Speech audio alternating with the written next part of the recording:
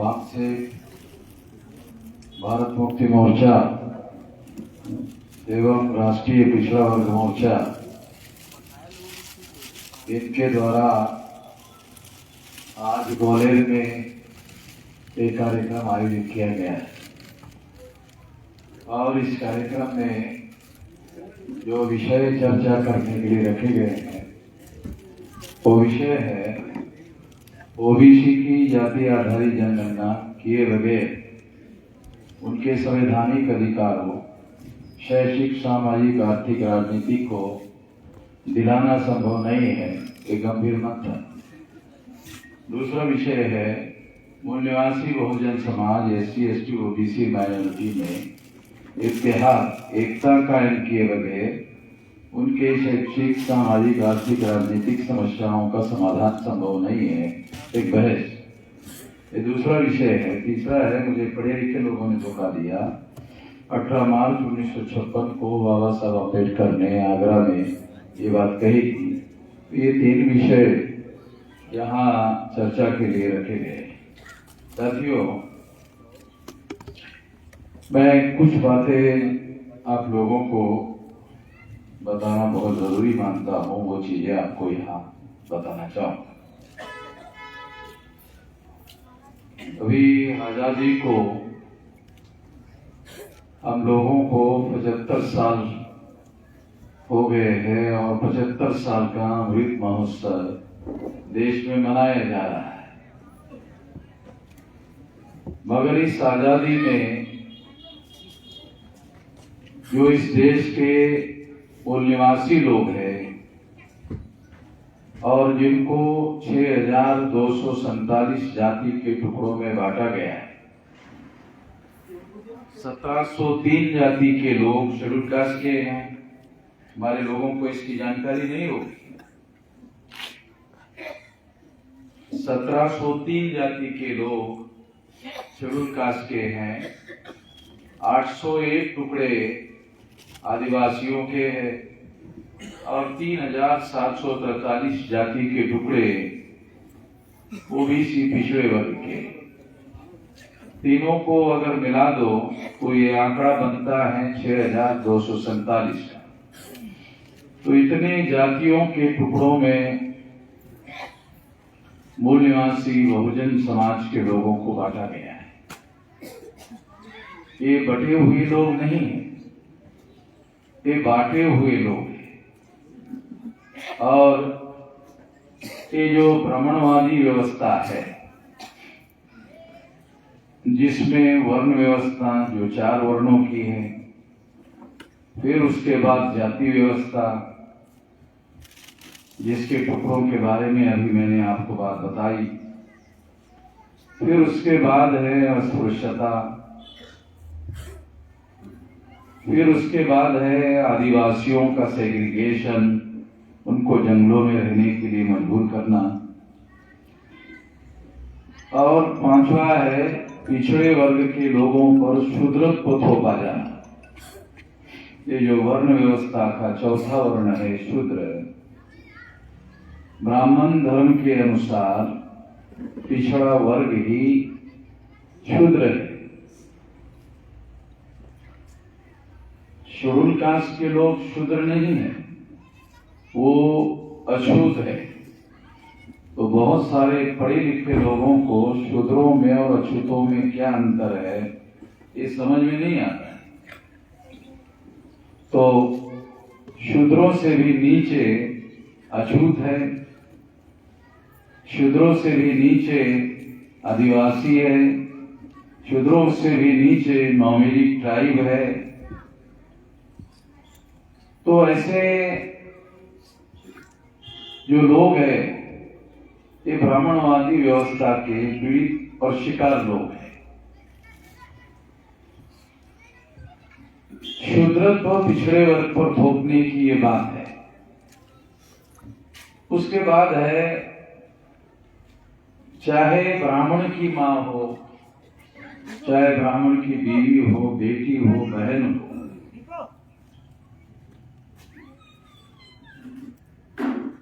उसको भी ब्राह्मणों के घरों में रहने के बावजूद भी जनेऊ पहनने का अधिकार नहीं है। इसके बारे में आप लोगों ने कभी ध्यान नहीं दिया होगा। ब्राह्मणों के घरों में पुरुष को केवल जनेऊ धारण करने का अधिकार है, महिला को नहीं। क्यों? क्यों? महिलाएं मूल निवासी है। क्योंकि ये जो यूरेशियन ब्राह्मण जो है वो डीएनए के अनुसार यूरेशियन है और विदेश से पुरुष आए हुए हैं। तो प्रजनन के लिए यहाँ से ही उन्होंने महिलाओं को उठाया और उनसे अपने प्रजनन को आगे बढ़ाया। तो ये जो महिलाएं ब्राह्मणों के घरों में है वो निवासी।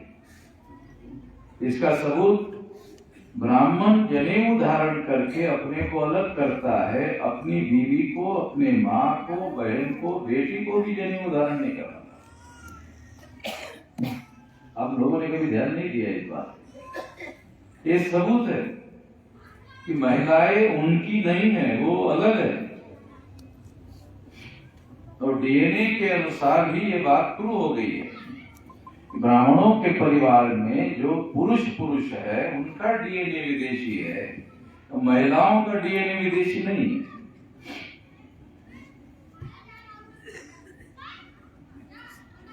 तो महिलाओं पर भी शूद्रत्व थोपा गया है, सारी महिलाओं को। एससी एसटी ओबीसी की महिलाएं तो शूद्र है ही है, मगर जो ब्राह्मणों के परिवार में महिलाएं हैं उनको भी उन्होंने शूद्र माना है। उनके धर्मशास्त्रों में ये लिखित है, सभी महिलाओं को उन्होंने शूद्र घोषित किया। तो इस तरह से और एक वर्ग है, वो है घुमंतु। उनको तो स्थायी रूप से घर बनाने का ही कोई अधिकार नहीं, तो वो घूमते रहते, तो नाम पड़ गया घुमंतु। ये भी लोग हमारे ही हैं। तो ऐसे 7 प्रकार के सामाजिक समूह हैं जो ब्राह्मणवादी व्यवस्था से पीड़ित है और शिकार है। और हमें मालूम होना चाहिए कि हमारे लोग कौन हैं और हमारे लोग कौन नहीं। ब्राह्मणवादी व्यवस्था के निर्माता क्षत्रिय और वैश्य नहीं है। शोषण में ब्राह्मण लोग कमजोर पड़ते हैं अकेले, उनकी संख्या 3.5% है। तो ब्राह्मण क्या करते हैं, वो क्षत्रिय और वैश्यों को अपने साथ मिलाकर शोषण करते हैं। शोषण की व्यवस्था उन्होंने बनाई। बारीकियां है जिसे हम लोगों को बहुत बारीकी से समझना, किसी आंदोलन को खड़ा करना और चलाने के दौरान जो रणनीति बनानी पड़ती है, उसके लिए ये बारीकियां जानकारी होना बहुत जरूरी है। मैं आपको जानकारी दे रहा हूं और ज्ञान एक अलग बात, ज्ञान एक अलग बात। मैं आपको जानकारी दे रहा हूं, जानकारी को ज्ञान में रूपांतरित किया जा सकता है, इसका हुनर चाहिए। जिसको जानकारी को ज्ञान में रूपांतरित करना आता है, केवल उनके पास ज्ञान होता है, हर एक के पास नहीं होता है ज्ञान। तो जानकारी अलग बात है, ज्ञान अलग बात है। तो जानकारी को ज्ञान में रूपांतरित करने के लिए फैसले करने पड़ते हैं। वो फैसले करने की योग्यता जिनके अंदर है उनके पास ज्ञान होता है। मैं केवल आपको जानकारी दे रहा हूं। जानकारी क्यों दे रहा हूं? क्योंकि जानकारी ही नहीं है, हमें अपने बारे में ही सही जानकारी नहीं, दूसरों के बारे में थोड़ा सा दूर की बात है। हमें अपने बारे में ही ठीक से जानकारी नहीं। बाबा साहब आम्बेडकर के लिटरेचर में सब कुछ है, पढ़ेंगे तब तो हमें पता चलेगा। बाबा साहब अम्बेडकर के लिटरेचर में सारी पूंजी हमारे लोगों के लिए वो छोड़कर गए। हम भी पूंजीपति लोग हैं। केवल टाटा बिरला अंबानी ही पूंजीपति नहीं है। तो बाबा साहब अम्बेडकर ने जो विचारधारा की पूंजी हमारे लिए छोड़कर गए हैं, तो इस हिसाब से हम भी पूंजीपति लोग हैं।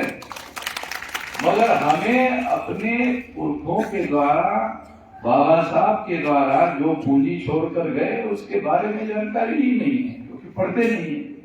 मैं तो उसी से पढ़कर आपको बता रहा हूं, जानकर बता रहा हूं। उस पर सारे देश भर में अमल करने का काम किया, उसके आधार पर बता रहा हूं। तो ये इतने सारे टुकड़ों में उन लोगों ने हम लोगों को बांटा। तो ये ब्राह्मण जो है, जिनकी संख्या 3.5% है, और जो यूरेशियन है, भारतीय नहीं है। ब्राह्मण जो है वो यूरेशियन है, भारतीय नहीं है, विदेशी है। जिस तरह से अंग्रेज विदेशी थे, उससे ज्यादा खतरनाक विदेशी ब्राह्मण है। अंग्रेज कम खतरनाक क्यों थे? क्योंकि वो कहीं पर भी आपके बीच में अगर अंग्रेज बैठ गया तो तुरंत समझ आ रहे अंग्रेज। ब्राह्मण अगर तो ये हम लोगों को बारीकियां है जिससे जानना और समझना बहुत जरूरी है। ये ब्राह्मण धर्म है। किसी भी, मैं एक बार रेल में ट्रैवलिंग कर रहा था, तो रेल के कंपार्टमेंट में एक जो कंपार्टमेंट होता है उसमें आमने सामने 6 लोग बैठते हैं, साइड में 2 लोग होते हैं। कंपार्टमेंट होता है ना रेल का, रिजर्वेशन का। तो ये अकेले ब्राह्मण था, वो अकेला ही बोल रहा है। सब लोग सुन, क्योंकि वो शूद्र लोगों का काम सुनना ही। कभी सुना कि शूद्र प्रवचन कर रहा है और शूद्र सुन रहे हैं? ऐसा कभी सुना नहीं होता। ब्राह्मण बोलते रहता है तो उसमें भी वो वही बोल रहा है। हमारे लोग सुन रहे, मैं सुन नहीं रहा, तो उसका ध्यान गया। आप इस चर्चा में शामिल। ब्राह्मण हमें कह रहा, तो हमने कहा पंडित जी, आप चाहते हैं शामिल हो जाए?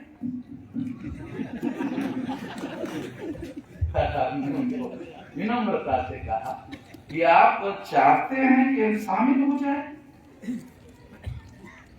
क्या देखिए, विचारपूर्वक बोलिए, बाद में आपको थोड़ा परेशानी हो सकती है।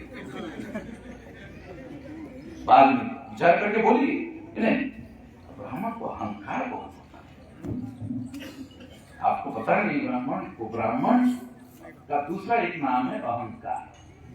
ब्राह्मण का एक नाम है अहंकार, क्योंकि वो ये मानकर चलता है मैं सबसे ऊपर, बाकी सारे नीचे। तो ये अहंकार उसके अंदर हमेशा बना रहता है।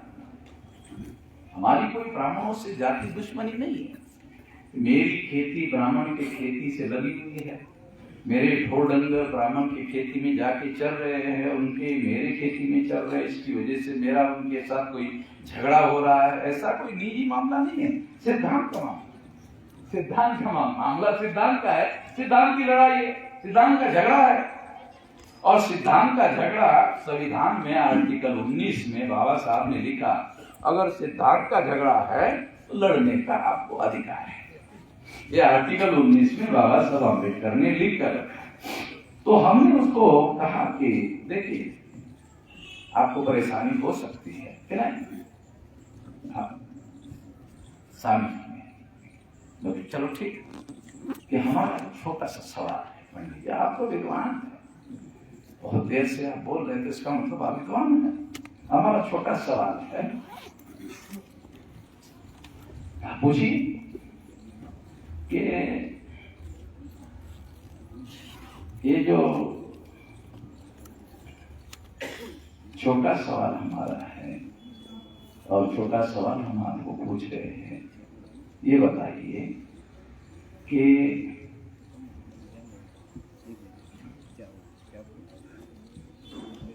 हिंदू धर्म के धर्म ग्रंथों के नाम बताइए।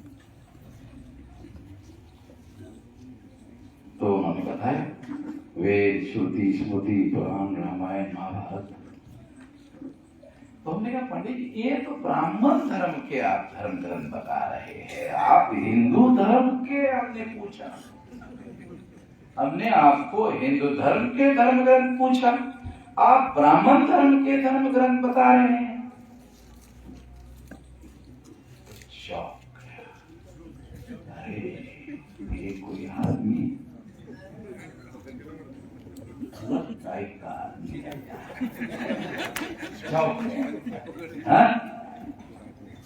सतर्क हो गया।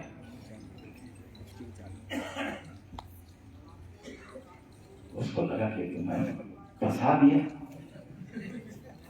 तो फिर कहा ब्राह्मण धर्म और हिंदू धर्म ये कई ना है। हाँ, हम यही सुनना चाहते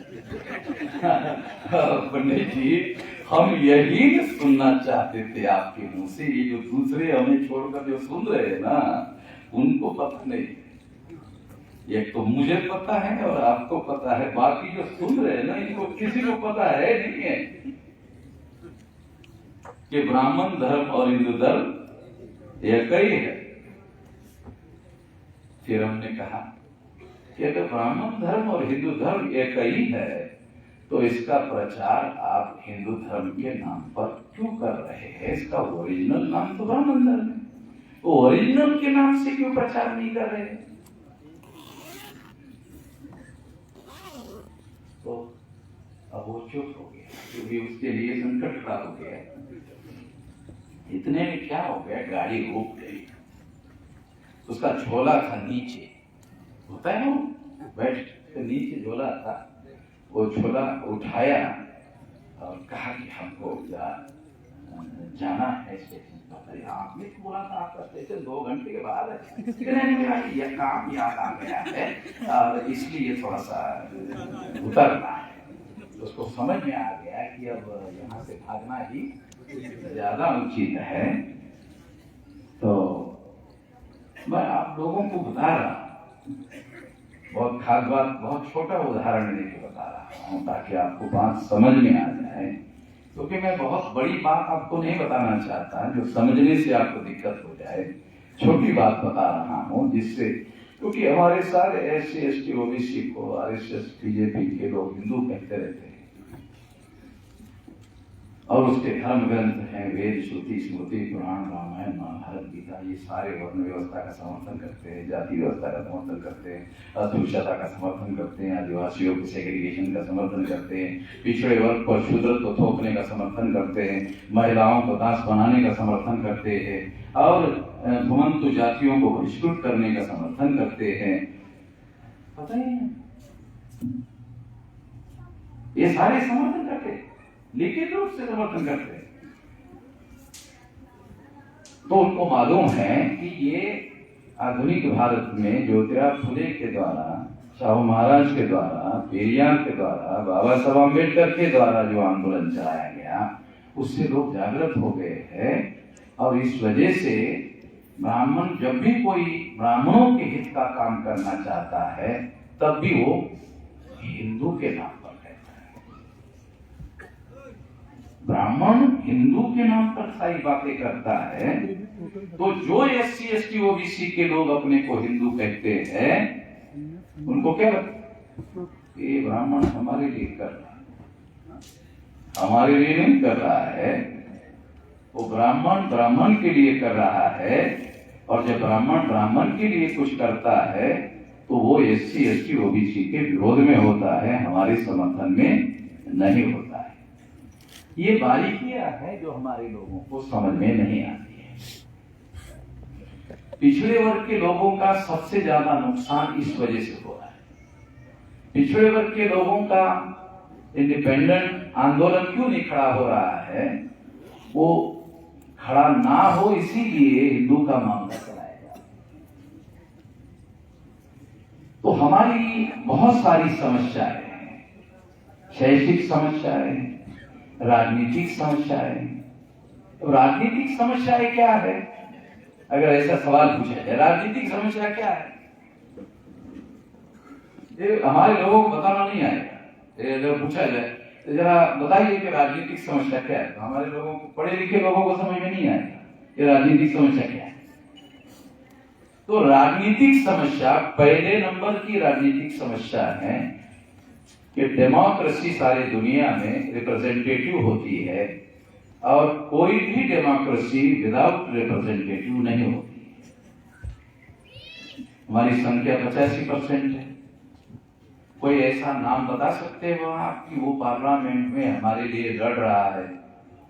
SC ST OBC का बैकवर्ड आदमी लड़ रहा है। अगर वो लड़ रहा है तो हम कह सकते हैं कि हाँ वो प्रतिनिधि है हमारा। मगर हमारी संख्या 85% है और पार्लियामेंट में और विधानसभा में कोई आदमी हमारा लड़ता हुआ नहीं दिखता है। कोई बोलता हुआ, लड़ने तो छोड़ो, बोलता हुआ भी नहीं दिखता है।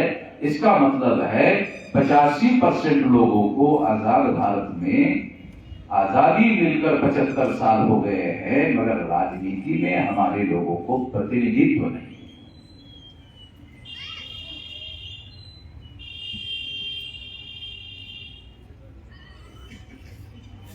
हमारे लोगों को अगर ये पूछा जाए, जैसे मैं आपको बता रहा कि आपकी राजनीतिक समस्या क्या है, बताना नहीं आएगा। कि पहले नंबर की राजनीतिक समस्या है प्रतिनिधित्व ना होना। इसीलिए अंग्रेजों से लड़ झगड़ कर बाबा साहब अम्बेडकर ने 17 अगस्त 1932 को सेपरेट इलेक्टोरेट शेड्यूल कास्ट के लोगों के लिए हासिल करवाया। तब गांधी जी को लगा कि ये लोग जो ब्राह्मणवादी व्यवस्था के गुलाम हैं, अगर इनको सेपरेट इलेक्टोरेट मिल गया तो ये तो ब्राह्मणवादी व्यवस्था से सेपरेट हो जाएंगे। सेपरेट हो जाएंगे इसका मतलब है ब्राह्मणवादी व्यवस्था के गुलामी से आजाद हो जाएंगे। तो गांधी जी को 15 अगस्त 47 को आजादी मिली और बाबा साहब अम्बेडकर ने शेड्यूल कास्ट को ब्राह्मणों से 17 अगस्त 1932 को आजादी दी। कितने लोगों को? हेलो, ये सेपरेट इलेक्टोरेट जो है उसमें क्या क्या अधिकार था कि हमारे शेड्यूल कास्ट के लोगों को वोट देने का अधिकार अलग होगा, उनको अपना संगठन बनाने का अधिकार होगा, कैंडिडेट बनाने का अधिकार होगा, उनको अपना वोट इंडिपेंडेंट देने का अधिकार होगा, वो अपने वोटों से अपना कैंडिडेट चुनने का अधिकार होगा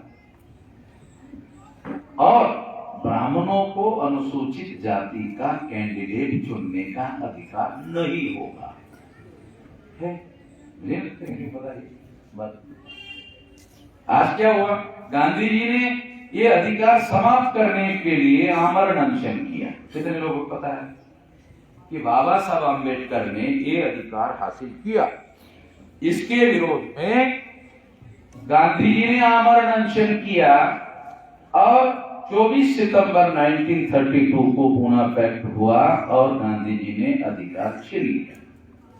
ये बड़ी अजीब किस्म की बात है कि गांधी जी आजादी का आंदोलन चला रहे थे, मगर हमें अधिकार मिला तो वो देने के लिए तैयार नहीं थे। ऐसा किसी अजीब किस्म का आजादी का आंदोलन था कि वो आजादी का आंदोलन भी चला रहे थे, मगर हमारे लोगों को जो सेपरेट इलेक्टोरेट का अधिकार मिला उसको छीनने के लिए गांधी जी ने आमरण अनशन किया।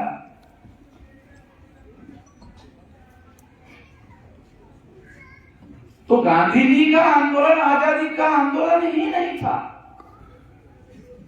गांधी जी का आंदोलन क्या था? अंग्रेज चले जाए, अंग्रेजों की जगह ब्राह्मण स्थापित हो। अंग्रेज चले जाए और अंग्रेज की जगह ब्राह्मण स्थापित हो जाए, अंग्रेजों की व्यवस्था खत्म हो जाए, ब्राह्मणों की व्यवस्था शुरू हो जाए। तो ये तो आजादी का आंदोलन नहीं था।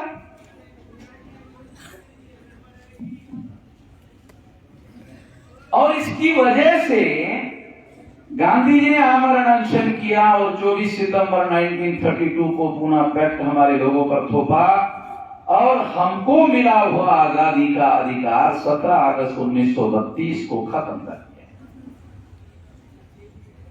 वो अधिकार आजाद भारत में अभी तक हासिल नहीं हो पाए। 15 अगस्त 47 को हम लोग आजाद नहीं हुए। 26 जनवरी 1950 को जब संविधान लागू हुआ तो संविधान ने हमें अधिकार दिया, संविधान ने हमें फंडामेंटल राइट दिए। हमारे बहुत सारे लोगों को संवैधानिक अधिकार और फंडामेंटल राइट का भी फर्क मालूम नहीं है, पढ़े लिखे लोगों को मालूम नहीं है, अनपढ़ों को नहीं बोल रहा हूं। हमारे पढ़े लिखे लोगों को यह पता नहीं है कि संवैधानिक अधिकार क्या होता है और फंडामेंटल राइट क्या होता है। जैसे आर्टिकल 19 में बोल रहा हूं मौलिक अधिकार,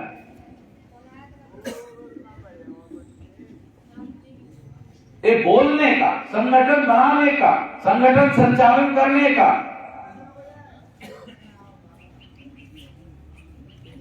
अभिव्यक्ति का, जो मैं बोलना चाहता हूं वो बोलने का। अब जो मैं बोल रहा हूं वो ब्राह्मण को अच्छा नहीं लगता, लगता अच्छा नहीं लगता, मगर हम वहां किसी ब्राह्मण को गाली दे रहे? बिल्कुल नहीं दे रहे। हम कभी गाली नहीं दे रहे क्योंकि हम ऐसा मानते हैं सभ्य व्यक्ति हम गाली नहीं दे सकते,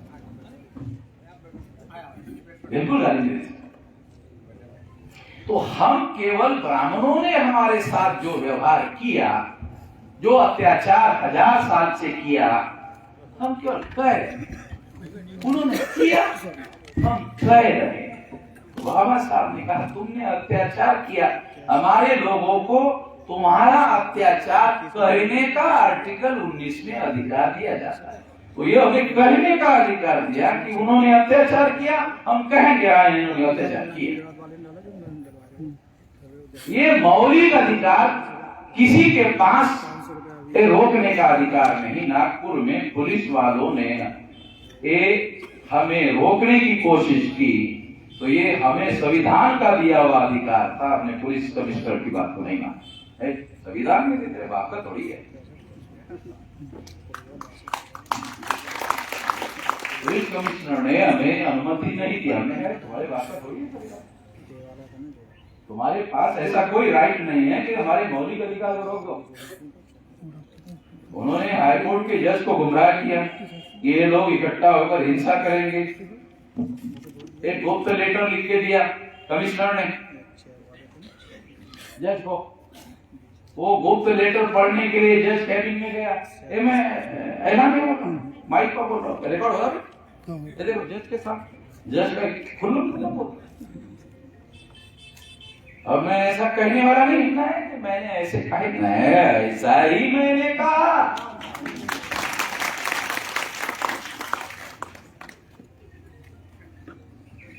किसी न किसी को तो खतरा मोल लेना पड़ेगा।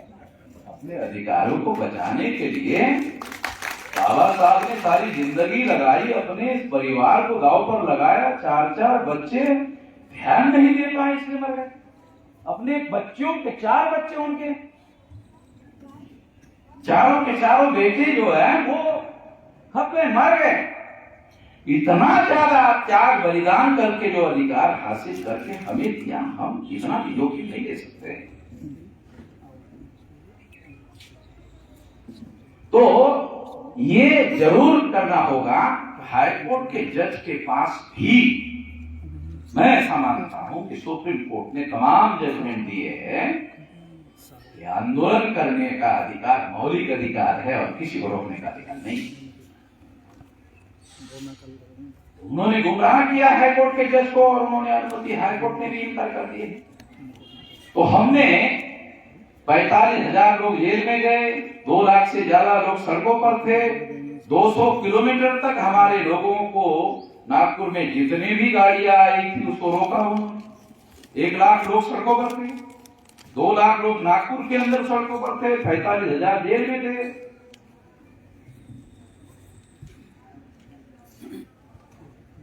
तो हमने नहीं माना, उनके बात को हमने नहीं माना। और नहीं माना जब लोग इतनी बड़ी संख्या में लोग इकट्ठा होने के बाद भी ये चीटी नहीं लगी।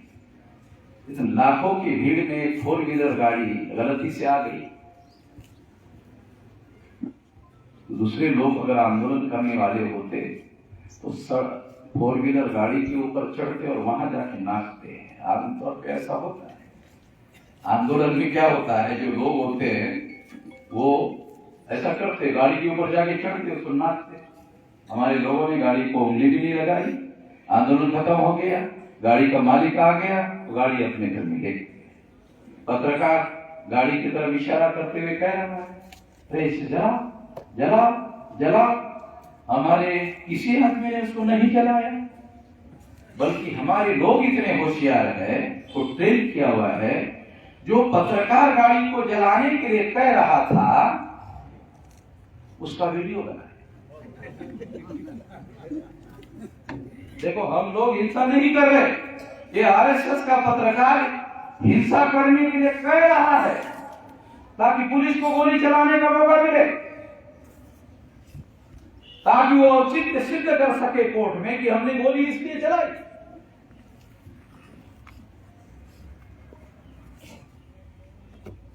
इतने बड़े संख्या में लोग इकट्ठा होने के बावजूद भी कुछ नहीं, शांतिपूर्ण, पूरा शांतिपूर्ण। अब आज की 8 तारीख है, मैंने हाईकोर्ट के लॉयर को कहा इलीगल डिटेंशन 2 अक्टूबर 2022 को सुप्रीम कोर्ट ने जजमेंट दिया। वकील साहब यहाँ लोग हैं तो वो जानते हैं illegal detention is anti constitutional. ये 2 अक्टूबर को फैसला, इलीगल डिटेंशन ये एंटी कॉन्स्टिट्यूशनल, ये फंडामेंटल राइट का वायलेशन है। तो हमने वकील को कहा आज रजिस्टर होने वाला है कमिश्नर के खिलाफ गुना, क्योंकि हम यहाँ जितने भी लोग हैं उतने लोगों को एक जानकारी है कि पुलिस को नागरिकों के ऊपर केस करने का अधिकार है। हमारे लोगों को कितनी जानकारी बता रहा, हमारे लोगों को जानकारी है कि पुलिस को नागरिकों के ऊपर केस करने का अधिकार है। वामन मेश्राम को जानकारी है कि यदि पुलिस वाले संविधान के विरोध में काम करे तो पुलिस के खिलाफ भी केस करने का अधिकार नागरिकों को है। यह पहला आदमी हो जिसके पास वकील की डिग्री नहीं और ये जानता है कि पुलिस के ऊपर भी अगर वो संविधान के विरोध में, कानून के विरोध में काम करे तो उसके भी विरोध में केस करने का अधिकार है। तो ये जानकारी भी बहुत बड़ी बात है। संविधान में इतने सारे अधिकार हमारे लोगों को बाबा साहब ने दिए, उसकी जानकारी तक हमारे लोगों के पास। साथियों, हमारी बहुत सारी समस्या है, राजनीतिक समस्या है, शैक्षिक समस्या है, आर्थिक समस्या है। 25% लोग, 25-30% लोग 140 करोड़ में अगर 30% लोग भूखमरी के शिकार हैं, 30% 140 करोड़ में देखो तो ये लगभग 50 करोड़ भूखमरी के शिकार। सरकार कभी स्वीकार नहीं करती भूखमरी, सरकार क्या कहती है? कुपोषण। तो हमारे लोगों को क्या कुपोषण है? कोई बीमारी होगी। हमारे लोगों को पता नहीं चले कुपोषण का क्या अर्थ है, बीमारी होगी, डॉक्टर का मामला है। कुपोषण बीमारी नहीं है। कुपोषण का एक अर्थ है भूखमरी, मगर सरकार भूखमरी शब्द नहीं इस्तेमाल करती है, डरती है। भूखमरी शब्द का इस्तेमाल करने के लिए डरती है। 75 साल हो गए आजादी को और फिर भी इतने परसेंटेज लोग भूखमरी से मर रहे हैं, तो सरकार को डर लगता है, इसको स्वीकार करने के लिए डर लगता है। तो इसलिए उन्होंने दूसरा शब्द बनाया, कुपोषण।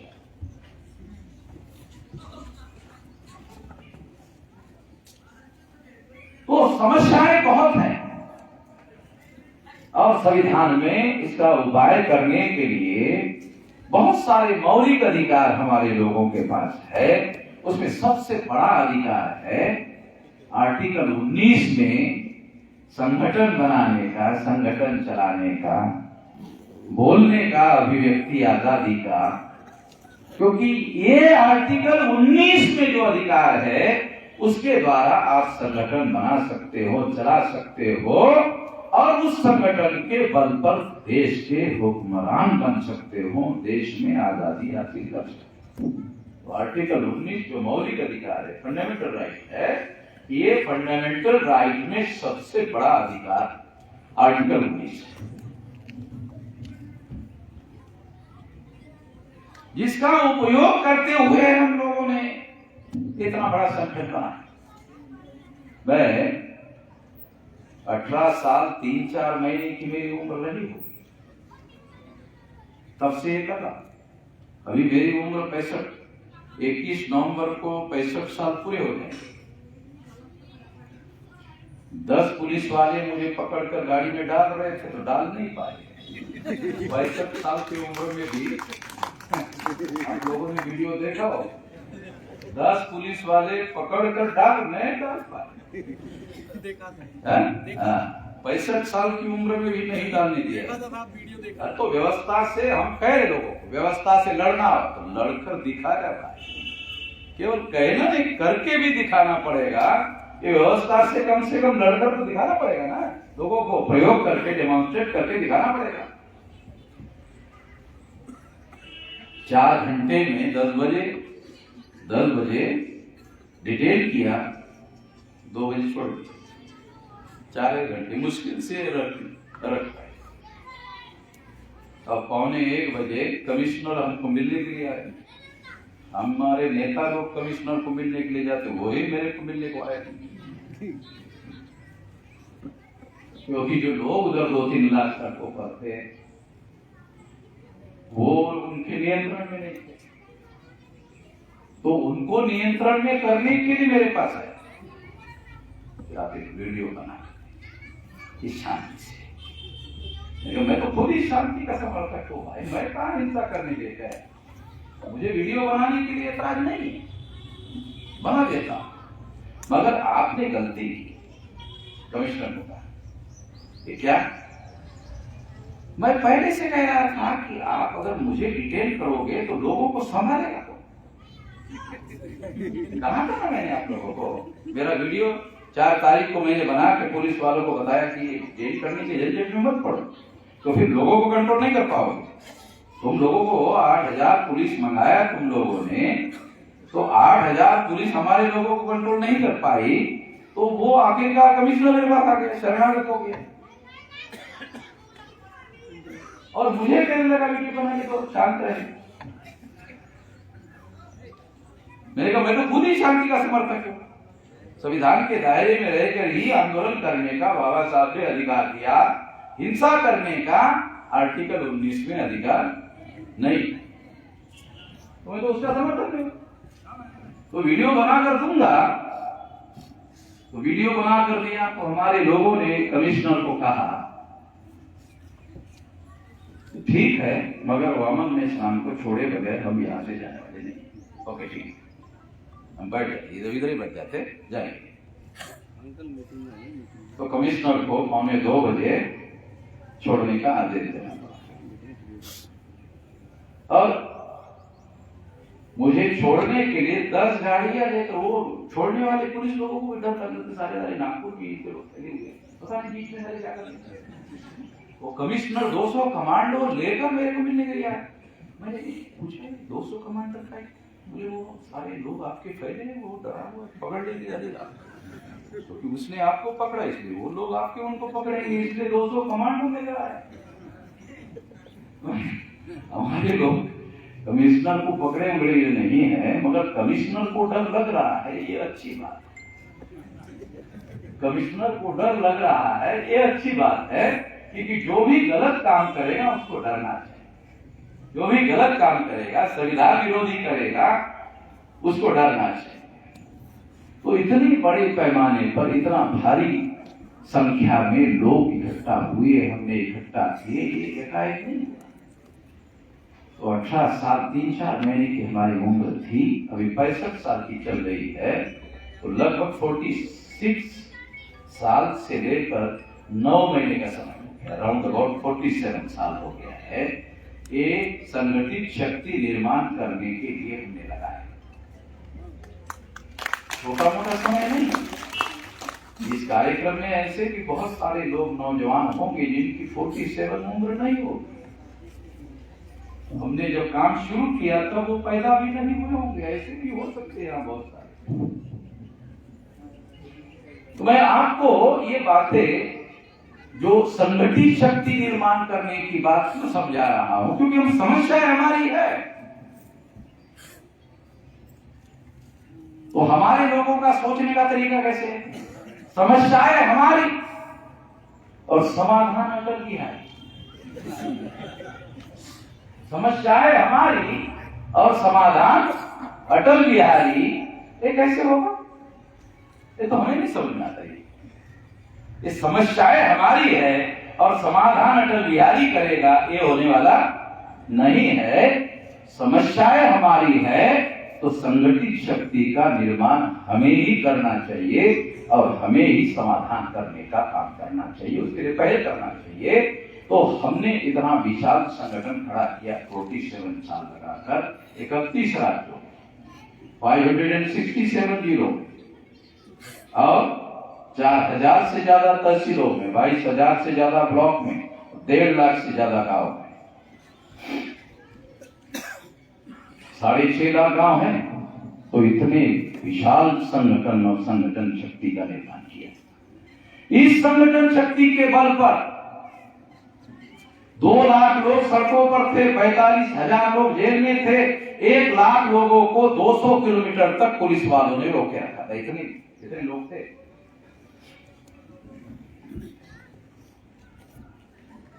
इतना लंबा समय लगाकर हमने वामसेक संगठन को बनाया। वामसेक आंदोलन करने वाला संगठन नहीं है, वामसेक को पे बैक टू सोसाइटी वाला संगठन है, पे बैक टू सोसाइटी।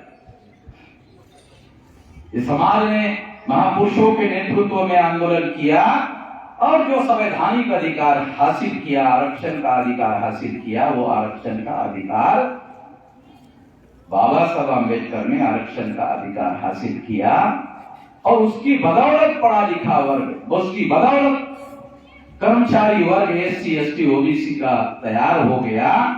तो समाज का ऋण है उनके ऊपर, वो ऋण से मुक्त होने के लिए उनको पे बैक टू सोसाइटी, पीछे रह गए समाज के लिए पे बैक करना चाहिए।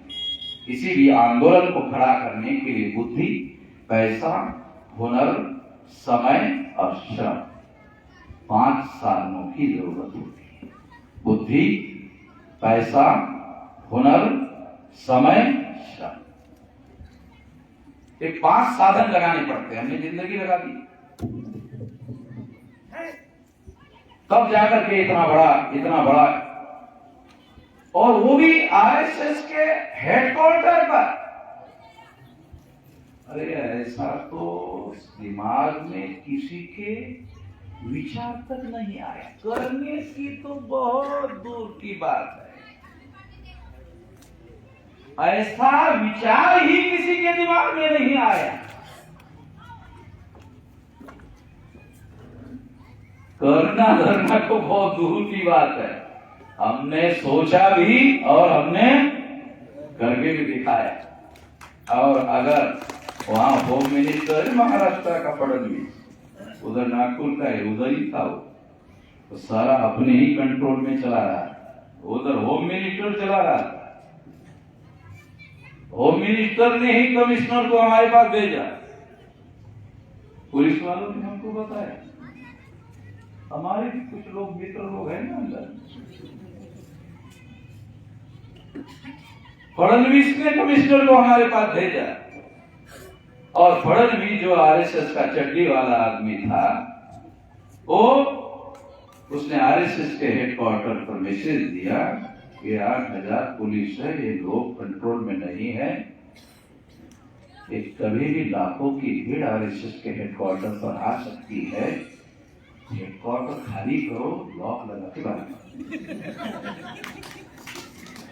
आरएसएस के हेडक्वार्टर को लॉक लगाकर सारे के सारे लोग आके भागवत 8 दिन पहले बात जो सच्चाई फैक्ट है मैं आपको बता और ऐलानिया बोल रहा हूँ, रिकॉर्ड में बोल रहा हूँ। सारे भोपाल में रहते हैं।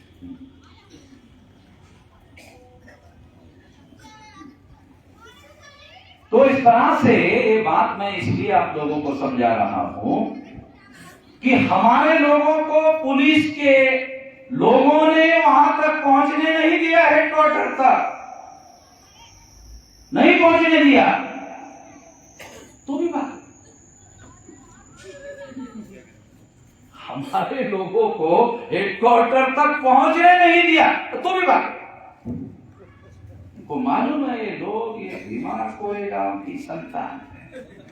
ये तो 500 लोग थे, 28,000 पेशवाओं को मारा था। अरे यहाँ तो 2-3 लाख है भाई। मैं तो वही भीमा कोरेगांव के मेरी खानदान के लोग थे, उसका ही खून है हमारे अंदर। लकड़ी लेकर नहीं घूम रहे। आरएसएस को 97 साल हो गए, 2025 को 100 साल हो जाएंगे। वो लगभग 100 साल वाला संगठन अपनी सुरक्षा नहीं कर पाया और पुलिस की मदद लिया। पुलिस कमिश्नर ने मेरे को टेलीफोन किया कि आपको हम सिक्योरिटी दे रहे हैं। तेरे पास लगे तेरी सिक्योरिटी नहीं चाहिए हमको। सारी सिक्योरिटी करने के नाम पर सिक्योरिटी देके सीआईडी करवाएगा हमारी गोविंद मिश्रा। कितने बजे टॉयलेट को जाता है, कितने बजे टेलीफोन करता है, कितने बजे लोगों से क्या बात करता है, सारी सीआईडी करवाएगा। बेवकूफ समझ रखा हम लोगों को, दिमाग नहीं है। बाबा साहब अम्बेडकर के दिमाग से चलने वाला आदमी ऐसा ऐसे नक्कू खैरे थोड़ी है। तो इसलिए साथियों मैं आप लोगों को ये बता रहा हूं कि इतना बड़ा विशाल संगठन शक्ति, संगठित शक्ति का निर्माण करने की वजह से इतना साल लगाकर इतनी बड़ी शक्ति जो है वहां दिखाई दी सड़क पर। अपने आप नहीं हुए, 47 साल लगाने के बाद हुआ। इतना लंबा समय लगाया।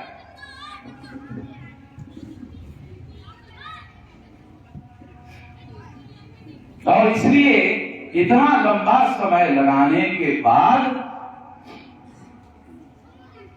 ये काम हम लोगों ने करने में कामयाबी हासिल की।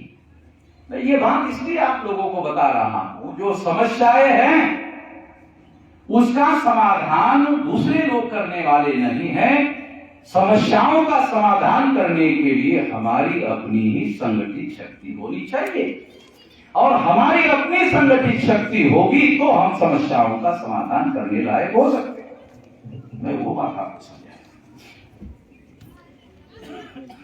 कि हमें अपनी संगठित शक्ति का निर्माण करना होगा और वो संगठित शक्ति इतना लंबा समय लगाकर हमने निर्माण की।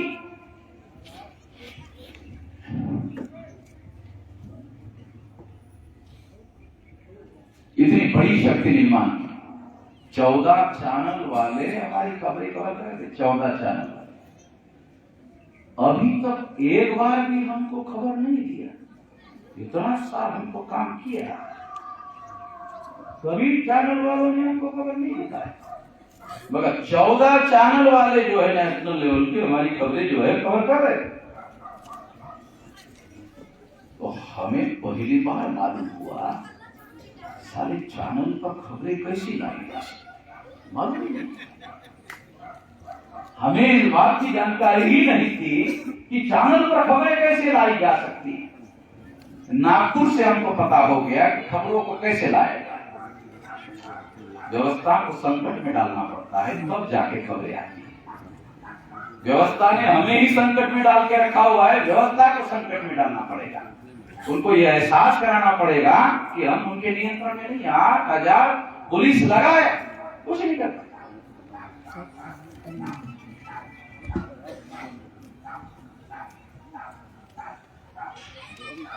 तो हम लोग आने वाले आंदोलन की तैयारी कर रहे हैं, आने वाले समय में आंदोलन की तैयारी कर रहे हैं और ज्यादा से ज्यादा 2030 तक 6 लाख गांवों का संगठन खड़ा हो जाए। हम इस पर काम कर रहे हैं। अभी 1.5 लाख गांव तक पहुंचा, यहाँ 6 लाख गांव का संगठन 2030 तक खड़ा हो जाए। जब 6 लाख गांव का संगठन खड़ा हो जाएगा और एक गांव से 2 लोगों को हमने तैयार किया तो 12 लाख, 10 लोगों को तैयार किया तो 60 लाख, 100 लोगों को तैयार किया तो 6 करोड़, 200 लोगों को तैयार किया तो 12 करोड़, 250 लोगों को तैयार किया तो 15 करोड़। और यदि 15 करोड़ लोग सड़कों पर उतर गए तो क्या? थोड़ा आपको नजारा दिखाता, मेरी आंखों से देख, आपको तो दिखाई नहीं, मेरी आंखों से दिखाता क्या होगा। सारे देश के रेल पटरियों पर हमारे लोग बैठ जाएंगे, चने और मुरमुरे खाते रहेंगे, बैठे रहेंगे, पानी पीते रहेंगे और कुछ नहीं करेंगे, केवल बैठे रहेंगे। बैठे रहने से रेल बंद हो जाएगा, देश भर बंद हो गया। सारे देश का national express highway, national highway, state highway, district highway बंद हो गया। ट्रक बंद, कच्चा माल इधर से उधर जाना बंद। जब बंद तो फैक्ट्रियां बंद। फैक्ट्री चलेगी तो इधर कच्चा माल फैक्ट्री में जाएगा तो फैक्ट्री चलेगी। फैक्ट्री अपने आप धुआं थोड़ी निकालेगी, कच्चा माल जाएगा तो पक्का माल बनेगा। कच्चा ही माल अगर ट्रक से नहीं गया, रेल से नहीं गया तो फैक्ट्री कहां चलेगी? समुद्री जहाज में कच्चा माल डालने के लिए ट्रक और रेल, अगर रेल समुद्री जहाज के पास नहीं पहुंचेगा तो माल जो है समुद्री जहाज में पहुंचेगा कैसे? तो समुद्री जहाज बंद। और जो रोड एयरपोर्ट को अटैच है, अगर वो रोड पर लोग बैठे रहेंगे तो जो फ्लाइट पकड़ने वाले लोग हैं वो किस रोड से जाएंगे? अपने घर से हेलीकॉप्टर में बैठ करके वहां जाएंगे। सब बंद हो जाएगा। जब सब बंद हो जाएगा तो जो देश चलाने वाले लोगों को पता चलेगा कि ऐसी स्थिति में देश नहीं चलाया जा सकता। 9 अगस्त 1942 को अंग्रेजों के विरोध में गांधी जी ने क्विट इंडिया आंदोलन चलाया, ऐसे ही किया था। ऐसे ही हमको करना है। अगर आपने ऐसा कर दिया 10 साल में हम इस लायक हो जाएंगे, ज्यादा लंबा नहीं है। अगर ये बात जो भी बुढ़ा आदमी हमारा सुन रहा होगा तो वो मरेगा नहीं, बोलेगा 10 साल की बात है, उम्मीद पर दुनिया का है। मैं देहात के आदमी हूं। देहात में जब कोई माँ और बाप देश बेड़ पर होता है तो उसका बेटा बॉम्बे में या दिल्ली में नौकरी कर रहा होता है तो होता नहीं है, बेटे का मुख देखे तो ये प्राण निकलेगा नहीं। तो बेटा रात में मिलने के लिए आता है और आखिरी बार माँ देखती है तब प्राण निकलता है। तो उम्मीद पर दुनिया का है। तो जो बुढ़ा आदमी हमारी सुन रहा होगा मरेगा नहीं, गारंटी देता। 10 साल 2030 तक 15 करोड़ से ज्यादा लोग जो है वो सड़क पर उतर जाएंगे। ये 2-3 लाख की बात है। तो कुछ लोग हैरान हो गए थे जब हमने ये आंदोलन किया। अब वो हैरान होने वाले लोगों का तो छोटा बात है। अभी हमारे दिमाग में जो प्लान है वो बहुत बड़ा मामला है। ये आजादी का मामला है। और जब 15 करोड़ लोग सड़कों पर उतर जाएंगे, लोग तो हमारे ही हैं। 3.5% ब्राह्मणों की 5 नेशनल लेवल की पार्टी है। भारतीय जनता पार्टी ब्राह्मणों की पार्टी, कांग्रेस ब्राह्मणों की पार्टी, कम्युनिस्ट ब्राह्मणों की पार्टी, मार्क्सवादी कम्युनिस्ट ब्राह्मणों की पार्टी, तृणमूल कांग्रेस ब्राह्मणों की पार्टी। 5 नेशनल लेवल की पार्टियां, केवल 3.5% ब्राह्मण। चुनाव आयोग के नियम के अनुसार 6% वोट जिस पार्टी को पड़ते हैं वो पार्टी नेशनल लेवल की होती है 3-4 राज्यों में, मगर ब्राह्मणों की तो संख्या ही 3.5% है। तो 3.5% ब्राह्मणों की एक भी नेशनल लेवल की पार्टी नहीं हो सकती। 5-5 पार्टियां हैं। हमारे लोगों के सपोर्ट के बगैर ऐसा नहीं हो सकता। हमारा ही सपोर्ट ही है। तो हमारे लोग केवल हमारे सपोर्ट में खड़े करना है। कैसे होगा? संगठन निर्माण करना होगा। तो संगठन निर्माण करने में लगे हुए हैं कि आने वाले 2030 तक राष्ट्रीय स्तर का संगठन, राज्य स्तर का संगठन, कमिश्नरी लेवल का संगठन, जिले लेवल का संगठन, तहसील लेवल का संगठन और हर गांव ब्लॉक में जब संगठन की शाखा रहेगी और हर जगह जब हमारे लोगों को जोड़ने का तंत्र उपस्थित रहेगा तो कहां जाएंगे? उनके पास विकल्प नहीं होता है, इसलिए लोग भागते हैं। जब विकल्प खड़ा हो जाएगा, काशी राम जी ने प्रयोग करके दिखा है, जब विकल्प खड़ा होता है तो लोग खड़े हो जाते हैं। तो उससे बड़ा विकल्प जो है आने वाले समय में हम लोग खड़ा करके आपको दिखाएंगे। और ज्यादा नहीं, 2030 तक का समय, 2030 तक इतना बड़ा विशाल विकल्प खड़ा हो जाएगा और कोई रोकने वाला नहीं है। ब्राह्मण तो बहुत छोटी बात है, ब्रह्मा भी आया तो अब रुकना संभव नहीं है। ब्रह्मा समझते हो ना? ब्राह्मण तो छोटा मामला है। ब्रह्मा भी वो आने वाला है नहीं है, मगर अगर आ गया तो उसके पास वोट का अधिकार नहीं है। ब्रह्मा के पास वोट का अधिकार है। बाबा साहब ने ब्रह्मा का वोट का अधिकार नहीं रखा। जानते हो क्यों? ब्रह्मा को पूछा, एड्रेस है, पोस्टल एड्रेस है?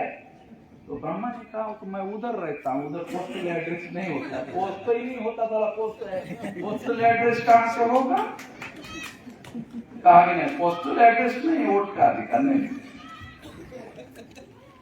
बगैर पोस्टल ऑर्डर के किसी को वोट का अधिकार मिलता नहीं है। तो संवैधानिक लोकतंत्र में पोस्टल एड्रेस और नागरिक के पास अधिकार है, बाकी किसी के पास अधिकार नहीं। ये हमारे लोगों को समझ में नहीं आता, इसलिए आपको बता रहा। संविधान ने नागरिक को इतना शक्तिशाली बनाया कि वो सारे पावर उसके पास। 5 साल में सरकार उतारता है, 5 साल में दूसरी सरकार बनाता है। नागरिक के पास है सारा का सारा, किसी के पास भी नहीं। इस संविधान में ये सारी बातें लिखी हुई है कि हमारे लोगों को समझ में नहीं आती बराबर, इसलिए बता रहा हूं। तो ये संगठित शक्ति अगर हमने 6 लाख गांवों तक पहुंचा दी तो वो सारे लोगों के सामने विकल्प खड़ा हो जाएगा। सारे लोगों के सामने विकल्प खड़ा हो गया तो लोग अपने साथ खड़े हो जाएंगे। ये करना है। इसको इतने बड़े पैमाने पर संगठित शक्ति हमने बनाई, अभी उसको गांव स्तर तक फैलाना है। तो आने वाले समय में ये आंदोलन बहुत विशाल आंदोलन में रूपांतरित हो जाएगा। बहुत बड़े विशाल आंदोलन में रूपांतरित होने के बाद में जो हम चाहते हैं, जैसा हम चाहते हैं वैसा, केवल आप लोगों को क्या करना है? आप लोगों को अपने गांव में रहने वाले जो लोग हैं उन लोगों को टेलीफोन से कम को इस आंदोलन के साथ जोड़े। अगर आप लोगों को सैटरडे संडे की जो छुट्टी होती है उस छुट्टी में गांव में जाना चाहिए और गांव में जाके शाखा बनानी चाहिए, यूनिट बनाना चाहिए। अगर ऐसा भी आप करते हो तो ज्यादा समय नहीं लगेगा। अभी हम ये बात भी लोगों के ऊपर छोड़ने वाले नहीं हैं।